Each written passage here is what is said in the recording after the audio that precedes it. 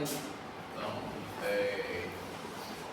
primeiramente, mais uma vez, bom dia aos colegas aqui presentes e meu bom dia ao colega Hugo, os nossos colegas de turma também, que hoje estão de forma remota. E para mim hoje é um momento especial. Quero desde já agradecer ao professor Lúcio por essa oportunidade e, ao mesmo tempo, também pela confiança que me dá de poder falar sobre esse tema como alguém que faz parte de um desses grupos considerados como grupos vulneráveis.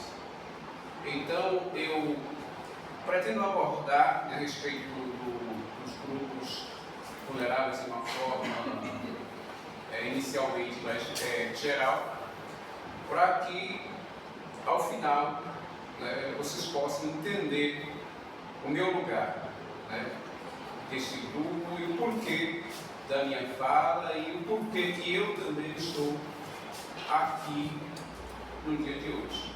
Porque, como dizemos no senso comum, eu não caí aqui de paraquedas, principalmente fazendo parte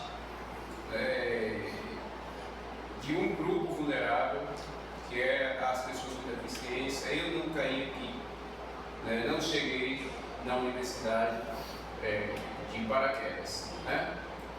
Então, falando sobre os grupos vulneráveis na sociedade, só explicando que eu poderia ter preparado slides, até pensei sobre isso,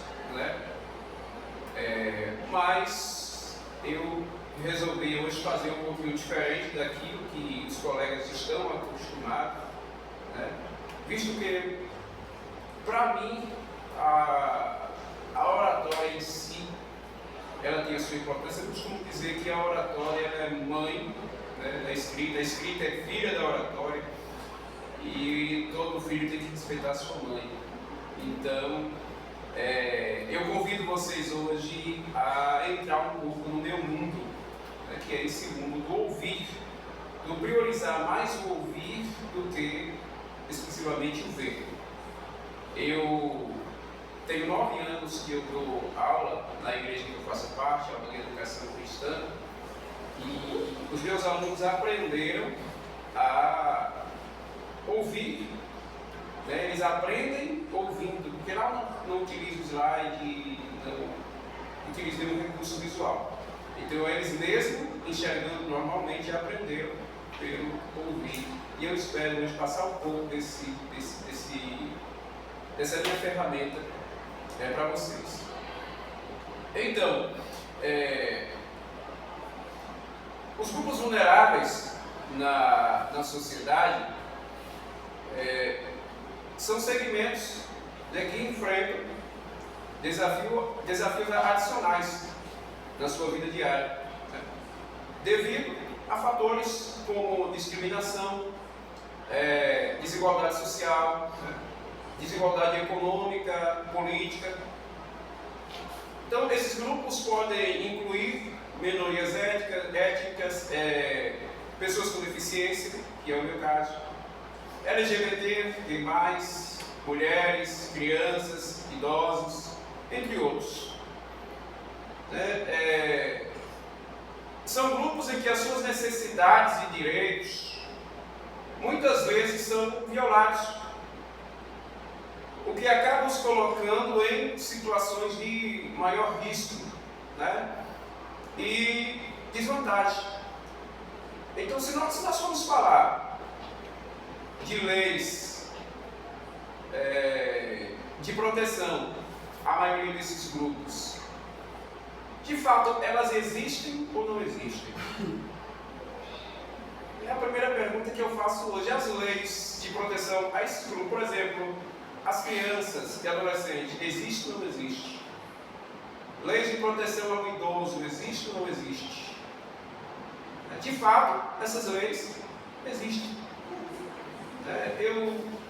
Inicialmente, eu quero convidar dois colegas, por favor, quem tem material para a leitura da lei, que trouxe seu Admec, o seu aparelho de celular, convidar dois colegas, por favor, abrir o Estatuto da Criança e do Adolescente,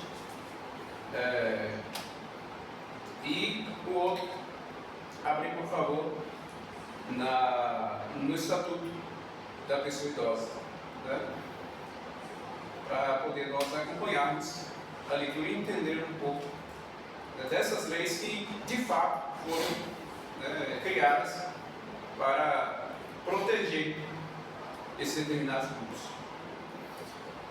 Então, para as crianças e adolescentes, nós temos a Lei 8.069/90, que já no seu artigo 1º apresenta a sua finalidade.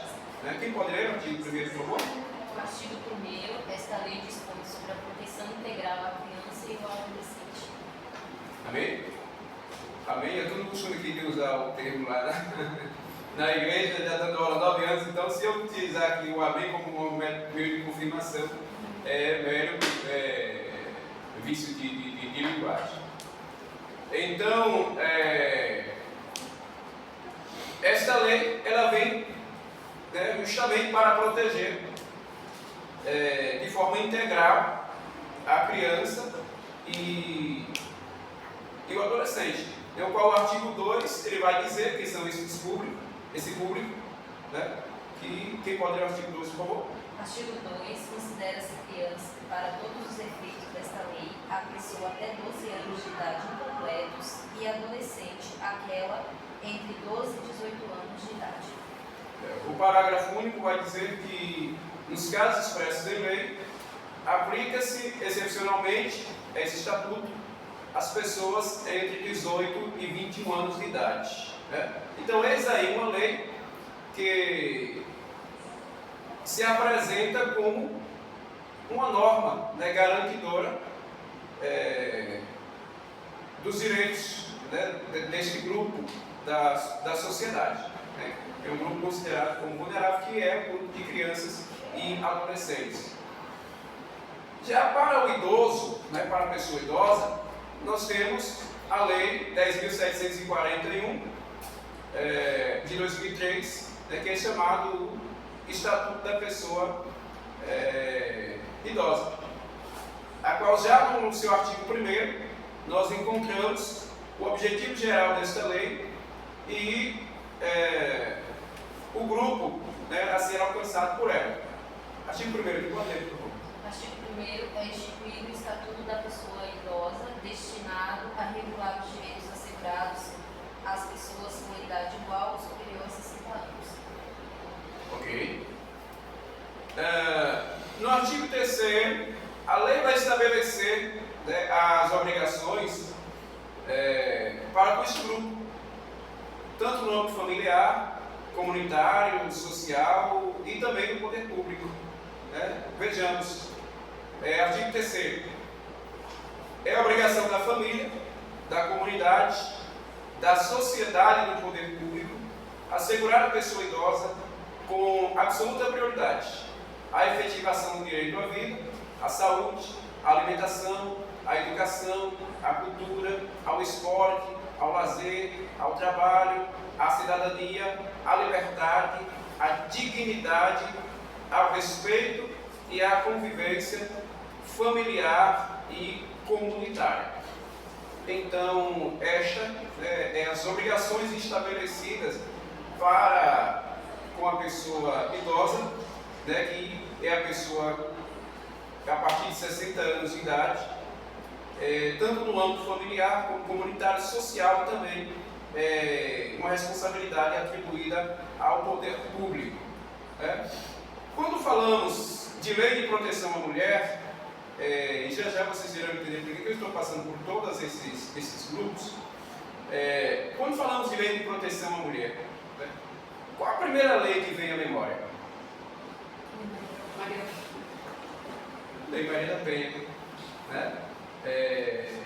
a Lei 11.340 de 2006, e muitas mulheres têm esta lei como a única lei, né, que, entre aspas, muitas aspas, as protege.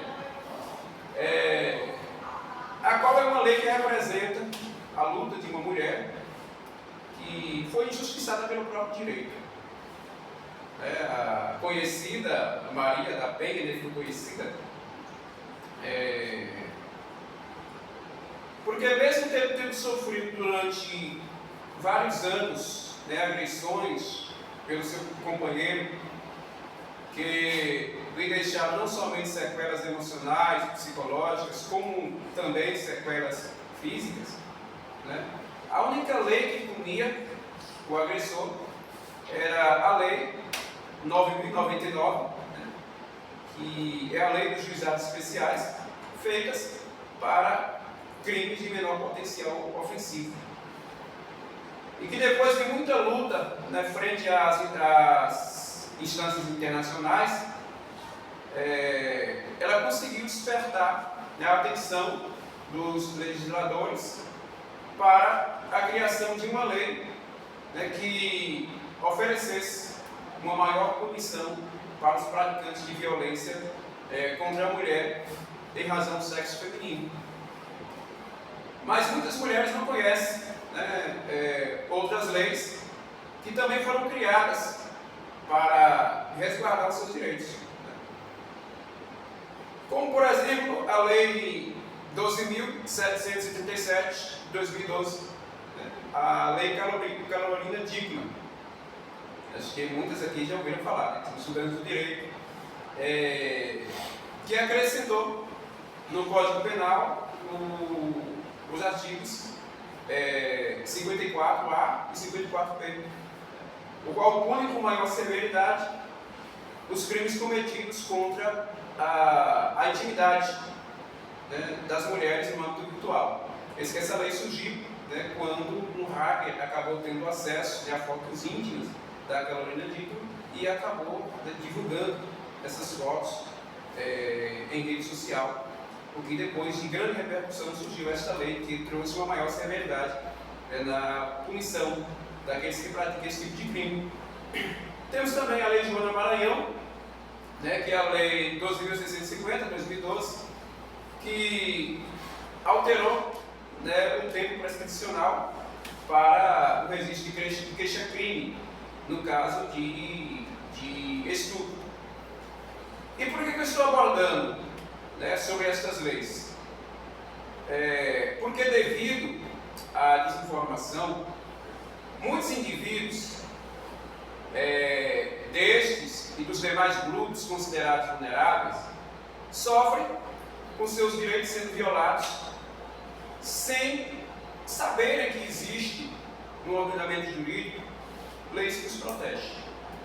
E eu sou testemunha viva, né, de que a falta de informação a estes grupos nos torna ainda mais vulneráveis.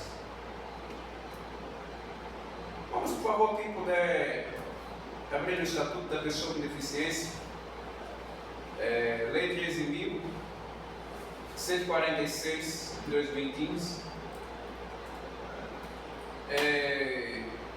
Nós vamos entender no seu artigo 1º a quem se destina essa lei.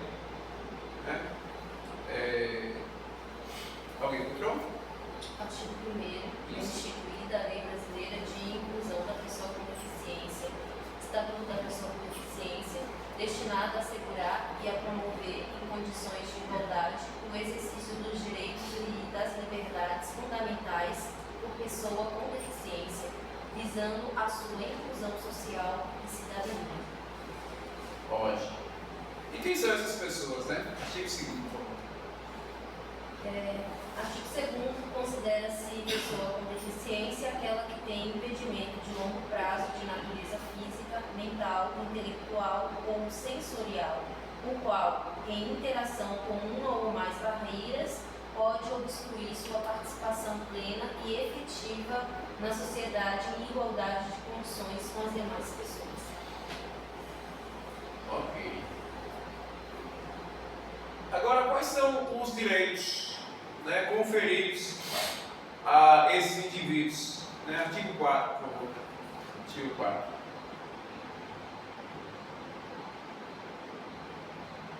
Artigo 4º. Toda pessoa com deficiência tem direito à igualdade de oportunidades com as demais pessoas e não sofrerá nenhuma espécie de discriminação. Ok. A Constituição Federal, no seu artigo 205, vai dizer que a educação, direito de todos, dever do Estado e da família, será promovida e incentivada com a colaboração da sociedade, visando ao pleno desenvolvimento da pessoa, seu preparo para o exercício da cidadania e sua qualificação para o trabalho. Então, se eu soubesse de tudo isso, eu não teria entrado na escola pela primeira vez com 17 anos de idade. Se eu soubesse de todas essas leis que me concede esse direito e que a educação é um direito de todos e que a pessoa com deficiência ela não deve de forma alguma ser discriminada, eu não teria passado tanto tempo isolado. Porque eu sou de uma cidade do interior, aqui no interior da Bahia, uma cidade chamada Vaz da Roça, uma cidade hoje com aproximadamente 14 mil habitantes. E eu sou filho de pai e mãe semi-analfabetos, e que nunca teve acesso de fato ao direito, ao conhecimento do direito.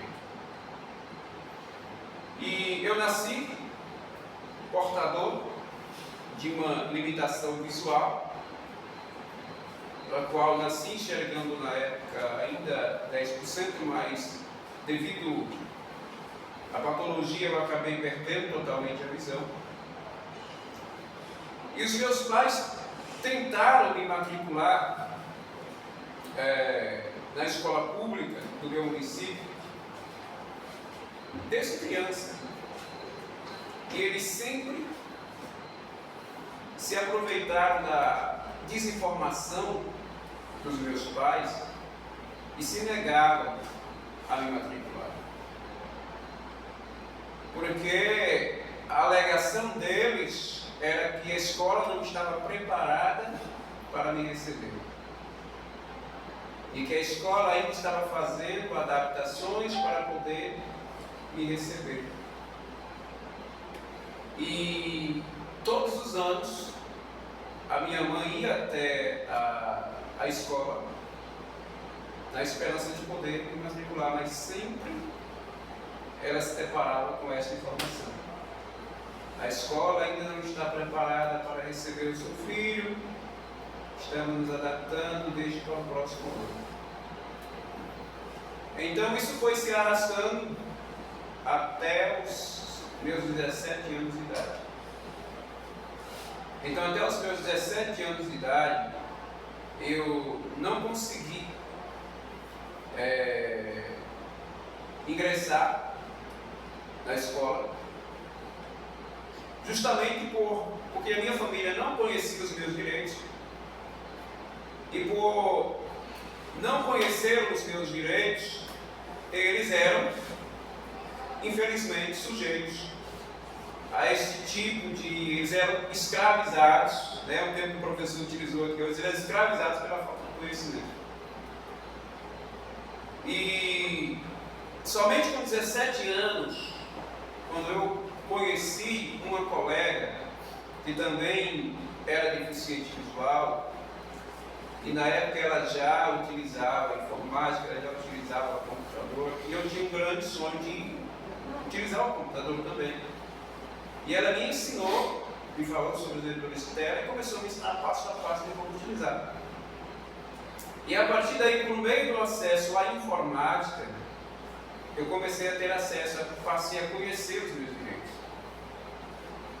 E aí, a partir do conhecimento, justamente de que a educação é um direito de todos, e é dever do Estado, é dever do poder público, a partir do momento que eles viram que agora eu tinha conhecimento do meu direito, eles não precisaram mais se adaptar para me receber na escola.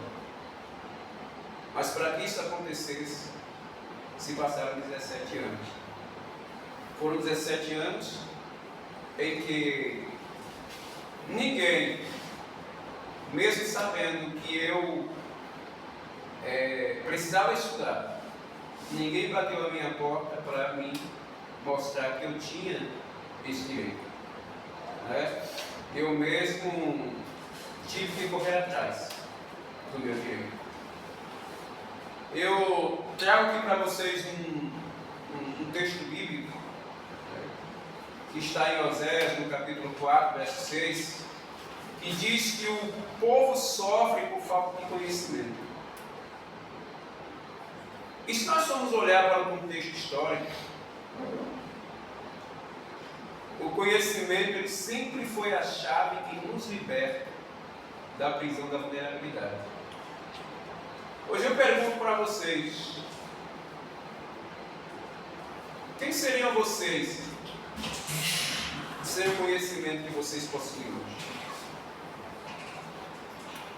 Não é que o conhecimento ele vai nos trazer todas as vitórias desejadas,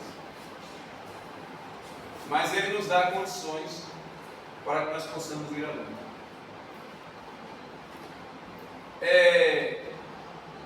Eu entrei na escola com 17 anos e, por causa disso, por me encontrar nessa situação vulnerável de tantos anos perdidos, hoje ainda eu, de fato, sofro as consequências disso.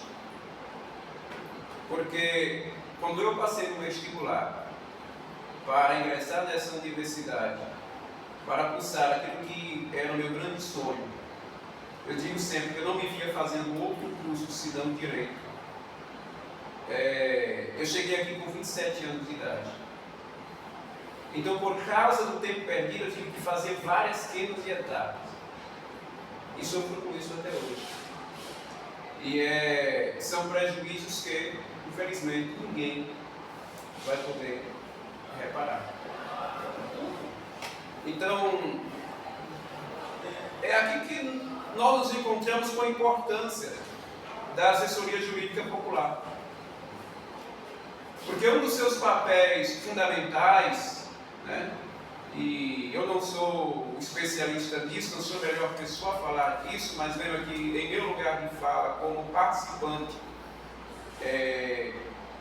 de um desses grupos vulneráveis, né, eu venho hoje trazer que um dos papéis fundamentais hoje da assessoria jurídica popular está justamente em fornecer acesso à justiça, conhecimento para esses grupos, garantindo que tenham um suporte legal adequado para enfrentar questões que afetam a sua vida. A assessoria jurídica popular, ela se baseia em princípios de justiça popular e busca empoderar os grupos vulneráveis, capacitando para lidar com questões legais, para defender os seus direitos. Então, essa forma de assistência legal, ela vai além da simples representação, né, no tribunal, mas também ela envolve, né, a educação jurídica comunitária, fornecendo às pessoas o conhecimento necessário para entender os seus direitos e para entender como fazer valer, né, esse seu direito no sistema legal. Então, hoje eu consigo compreender a importância do conhecimento, a importância da informação.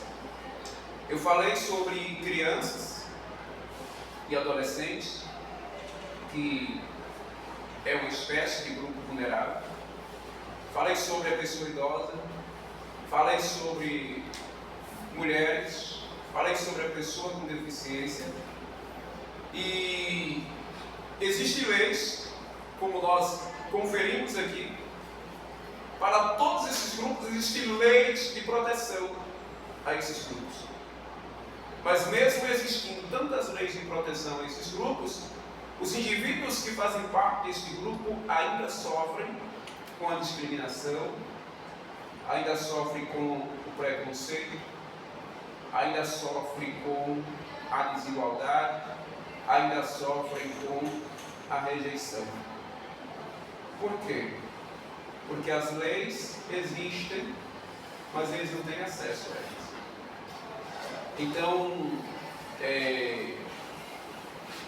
eu considero fundamental esse trabalho, e entrei aqui, na verdade, na universidade, como universidade pública, acreditando que durante o curso, porque a gente entra aqui sonhando muita coisa. Estávamos até comentando essa semana que a gente entra aqui dizendo, não, daqui eu vou sair um desembargador, daqui eu vou sair, e quando a gente parte do meio para o fim, tudo que a gente quer é que isso termine logo e a gente sai daqui com tudo isso. Então, eu entrei aqui acreditando que de fato eu poderia, junto com a universidade, fazer alguma coisa para que as pessoas que fazem parte destes grupos, que sofrem como eu sofri, pudessem de fato ser amparados por alguma instituição ou por alguém que tivesse conhecimento do direito e pudesse levar o direito a essas pessoas. Então, esse é o papel da assessoria jurídica. Talvez aqui na universidade, por encontrarmos muitas e muitas barreiras, eu não consiga fazer isso. Mas espero que após a minha graduação, eu possa oferecer algo a pessoas que, às vezes, por falta de conhecimento, encontram-se nesta situação de vulnerabilidade. O Boaventura Souza Santos, quando ele realizou seu estudo sociológico lá na favela do Jacarezinho, no Rio de Janeiro,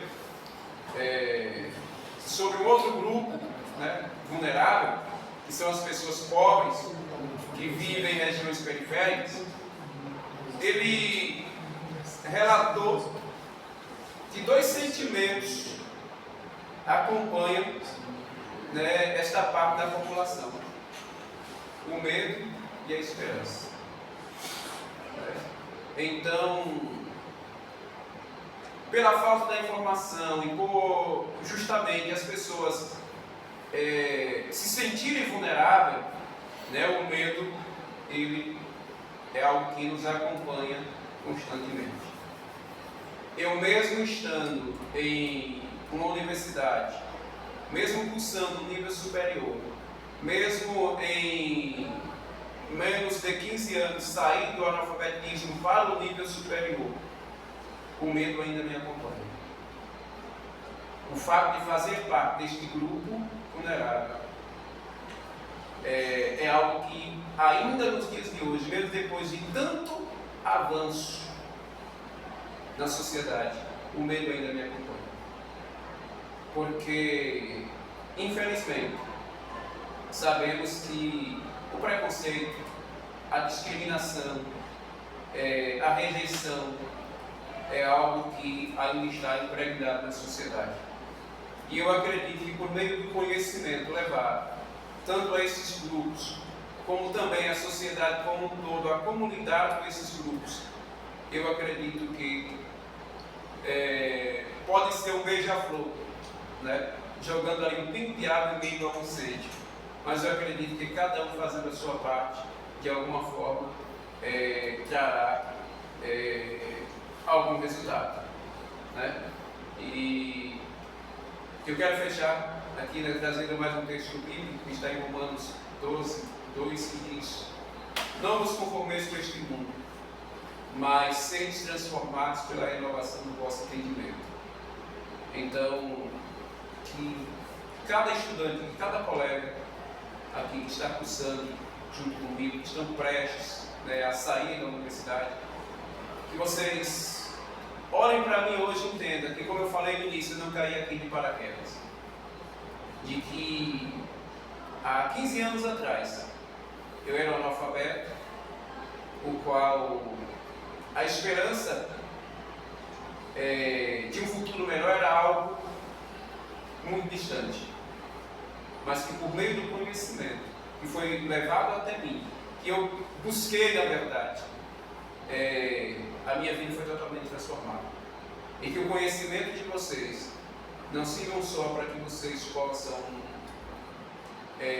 ter uma vida financeira bem estabilizada, que não sirva só para vocês adquirirem patrimônios, mas que o conhecimento de vocês sirva também para que esses grupos vulneráveis sejam de alguma forma amparados, e para que os indivíduos que fazem parte deles, que sonham, assim como eu sonhei e continuo sonhando no dia de hoje, eles possam de fato, que acima desse medo que os acompanha, que a esperança de que eles irão ser alguém na vida, de que eles irão alcançar algo na vida, possam vir por meio do auxílio de vocês.